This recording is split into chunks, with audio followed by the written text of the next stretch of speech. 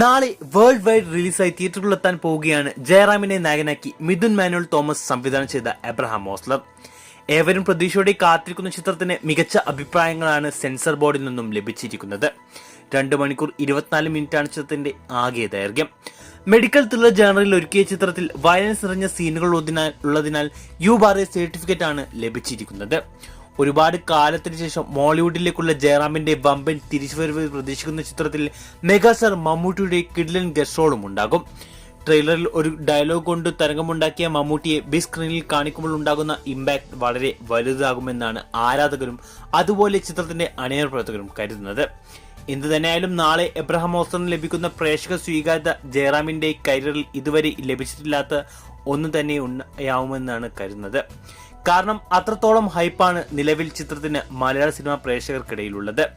Positive reports ലഭിക്കുകയാണെങ്കിൽ ജയറാമിന്റെ കരിയറിലെ ആദ്യ 50 കോടി ചിത്രമാകും ഓസ്ലർ. ജയറാമിനും മമ്മൂട്ടിക്കും പുറമെ അനശ്വര രാജൻ, അർജുൻ അശോകൻ, അനു മേനോൻ, സിദ്ദീഖ്, ജഗദീഷ്, ദിലീഷ് പോത്തൻ തുടങ്ങിയ വമ്പൻ താരനിരയും ചിത്രത്തിലുണ്ട്. സിനിമയിൽ നിങ്ങൾക്കുള്ള പ്രതീക്ഷകൾ കമന്റ് ചെയ്യൂ.